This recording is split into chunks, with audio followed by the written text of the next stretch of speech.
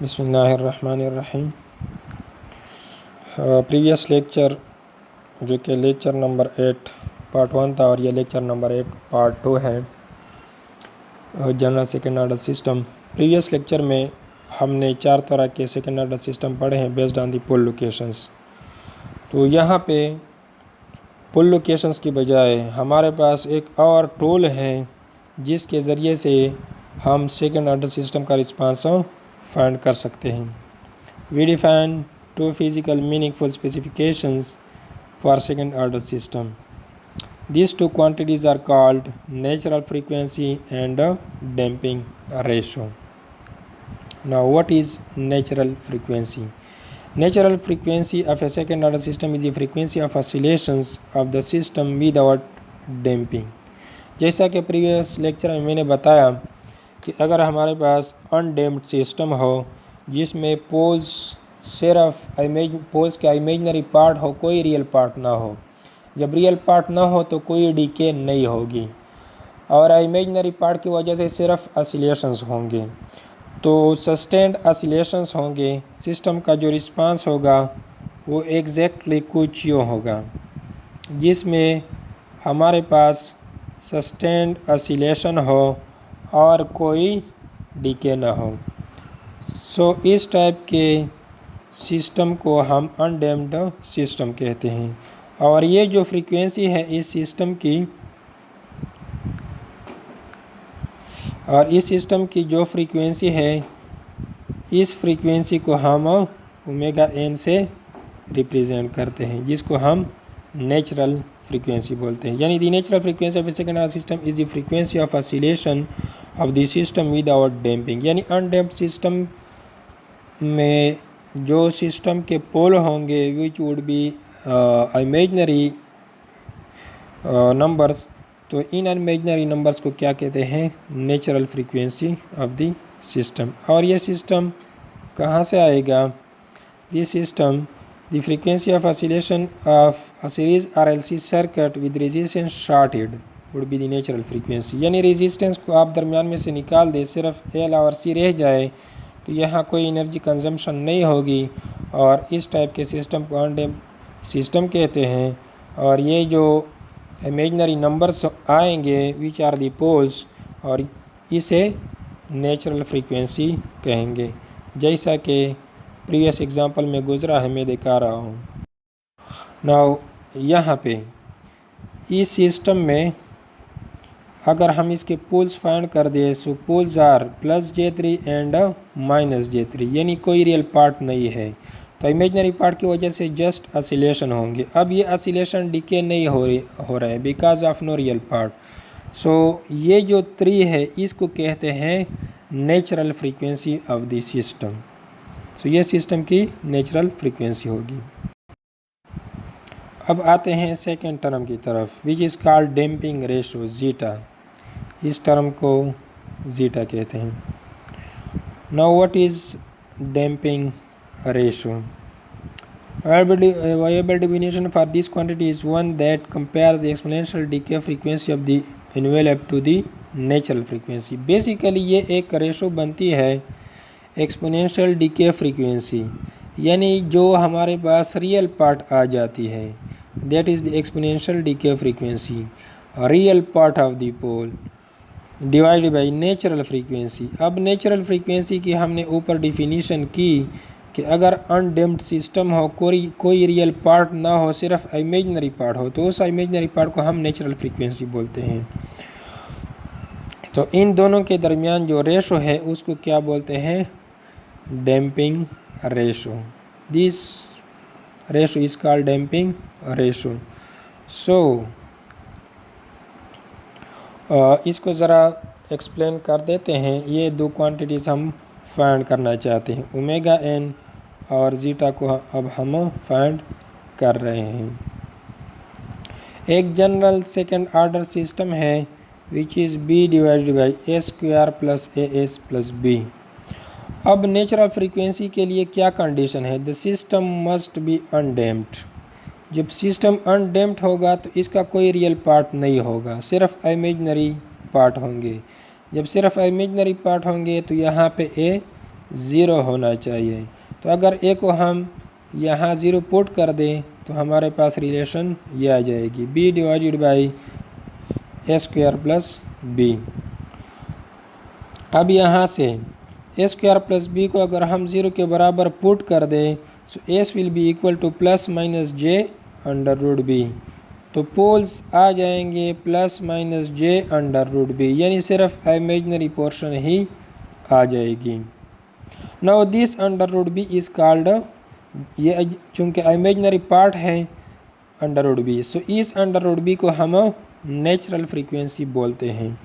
सो दोनों साइड का स्क्वायर ले लें, so B would be equal to omega N square.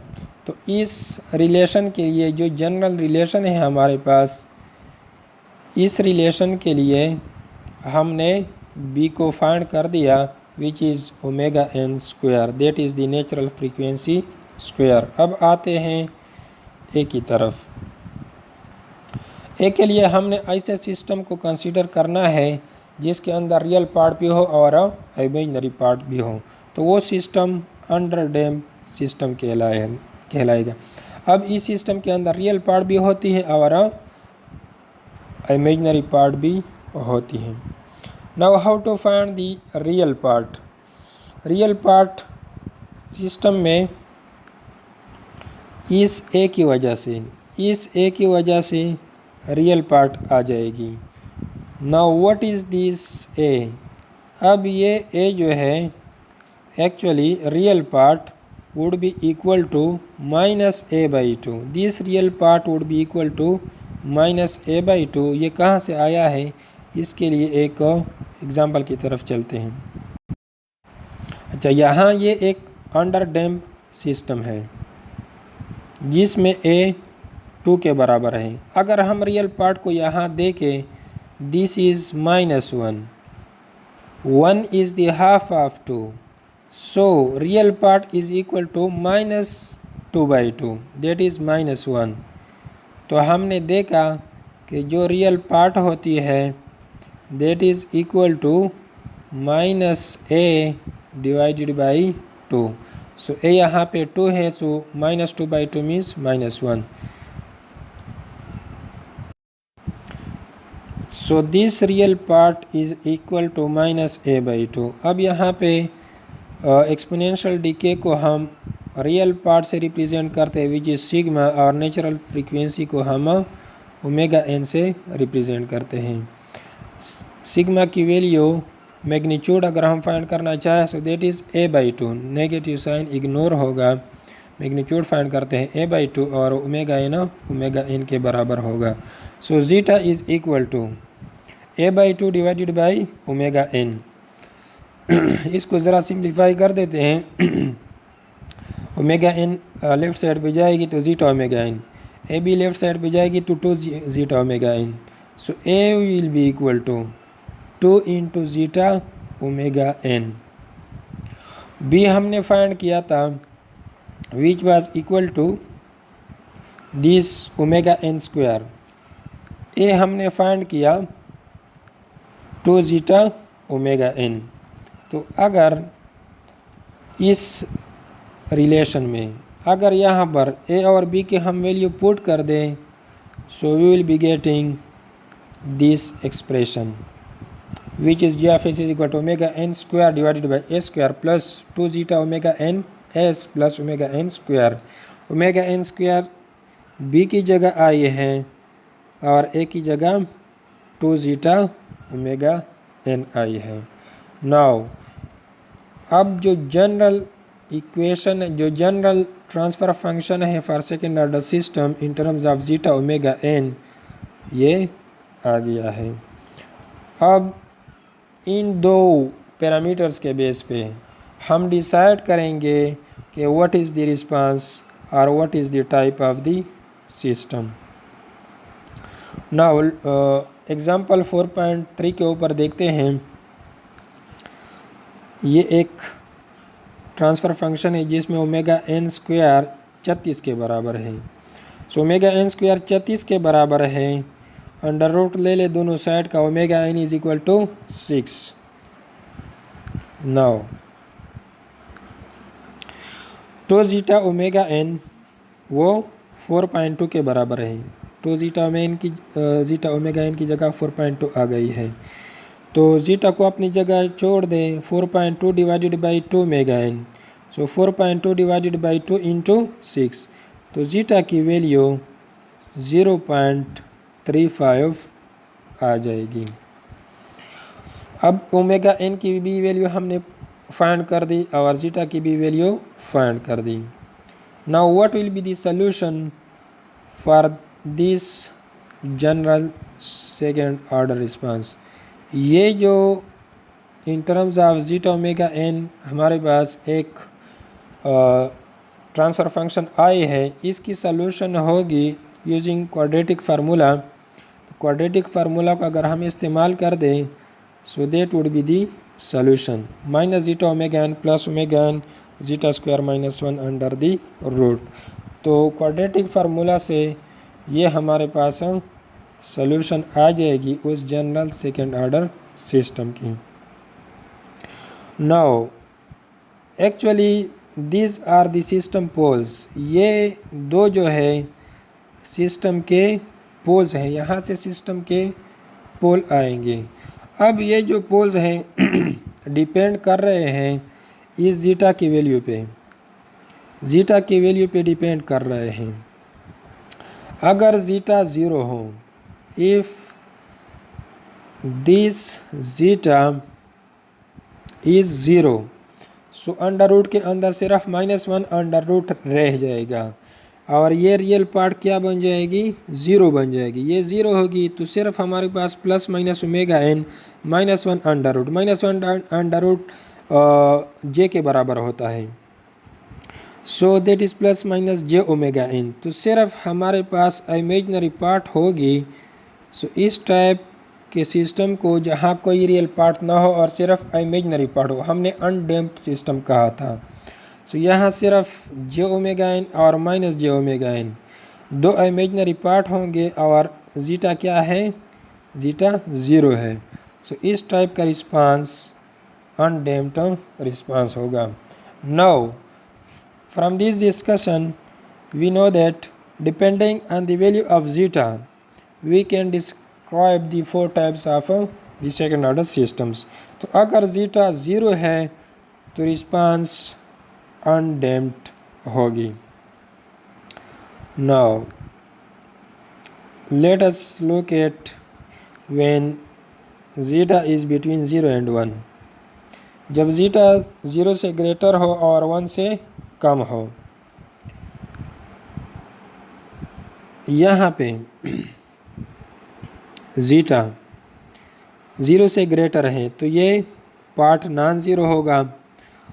1 से कम है, 1 से कम है तो यहाँ पे अंडर रूट के अंदर नेगेटिव वैल्यू आएगी। नेगेटिव वैल्यू आएगी तो इससे हमारे पास इमेजनरी कंपोनेंट आएगा। तो इसका मतलब ये है कि रियल कंपोनेंट भी होगा और इमेजनरी कंपोनेंट भी। तो इस टाइप के सिस्टम को हमने नाम दिया था अंडर डैम्प्ड सिस्टम का। तो इस सिस्टम के अंदर हम देख रहे हैं कि रियल पार्ट भी है which is minus zeta omega n और इमेजनरी पार्ट भी है जो कि ये है।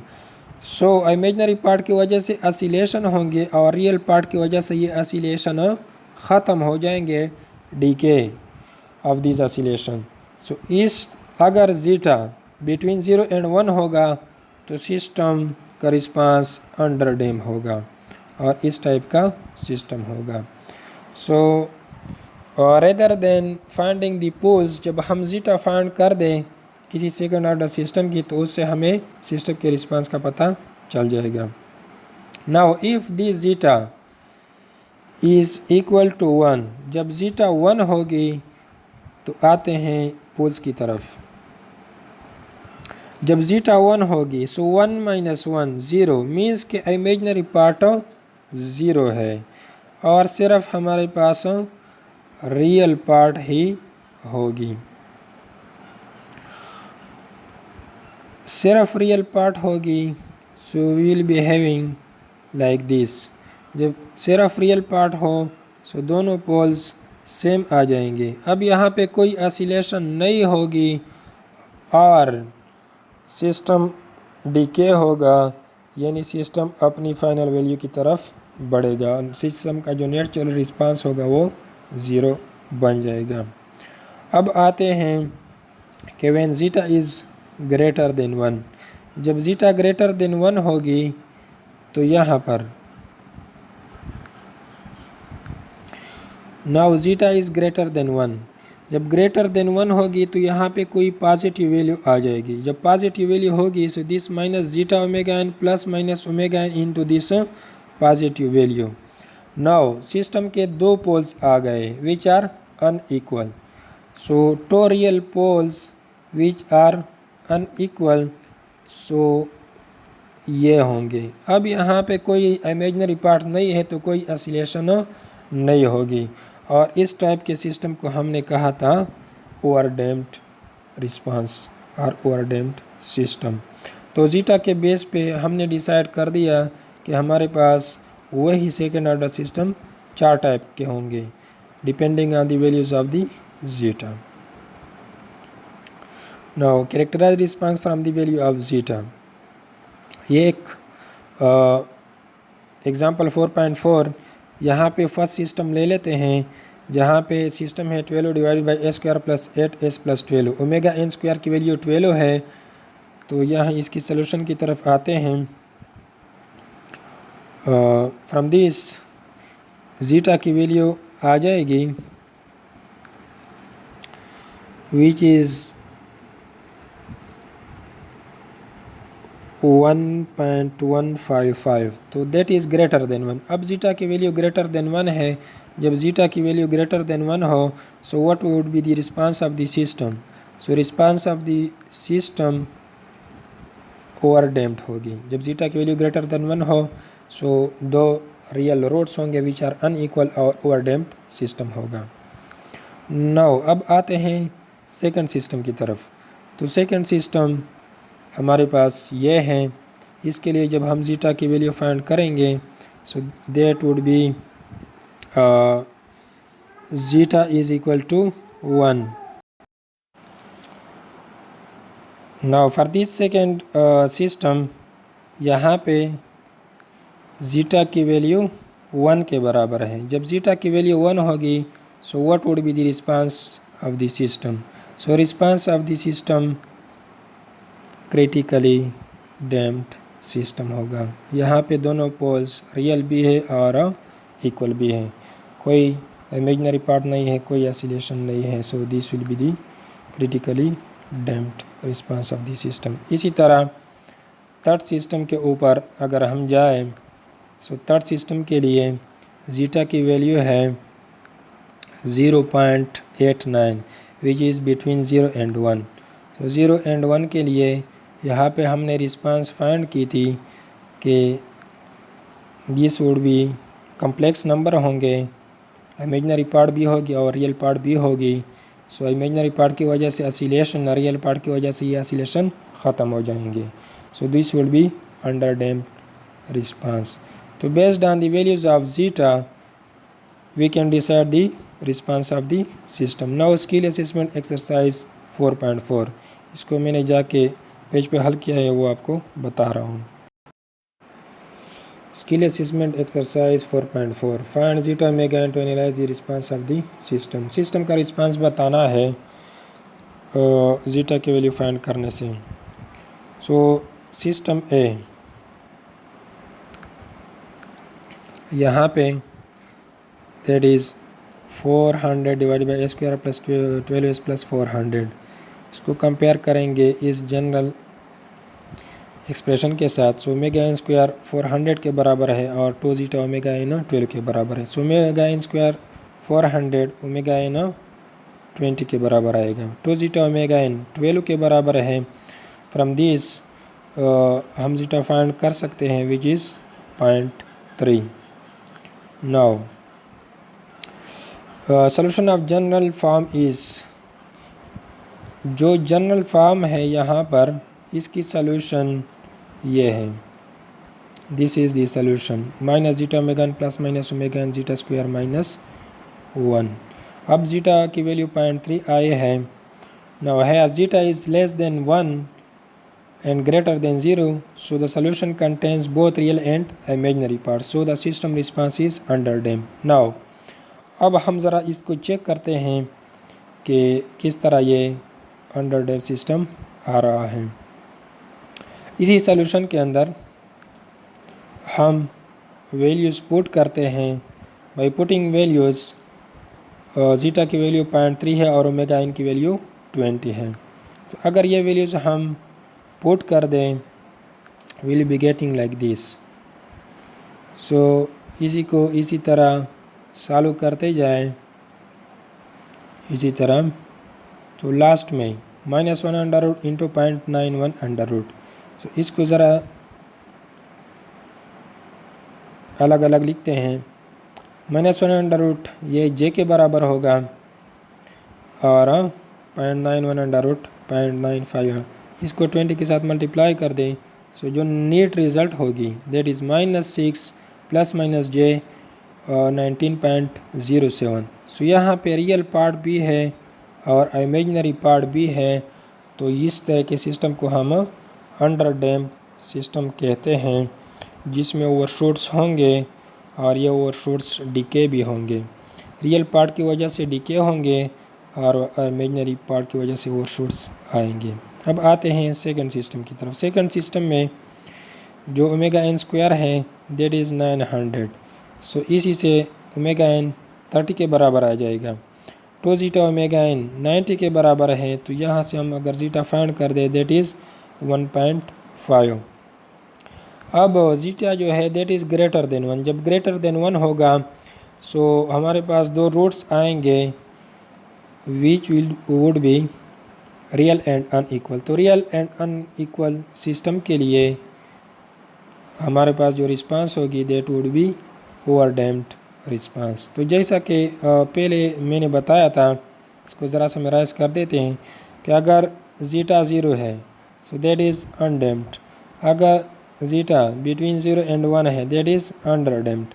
अगर जीटा 1 है so that is critically damped. अगर जीटा जो है that is greater than 1 so that is overdamped response. तो इसी पे लेक्चर नंबर 2 और लेक्चर नंबर 8 पार्ट 2 ख़त्म हो जाती हैं। ये मैंने बुक से कराया है, तो इसके लिए आपने बुक को पढ़ना है, एग्जाम्पल सीखनी है और स्किल असेसमेंट एक्सरसाइज को भी जाके हल करना है।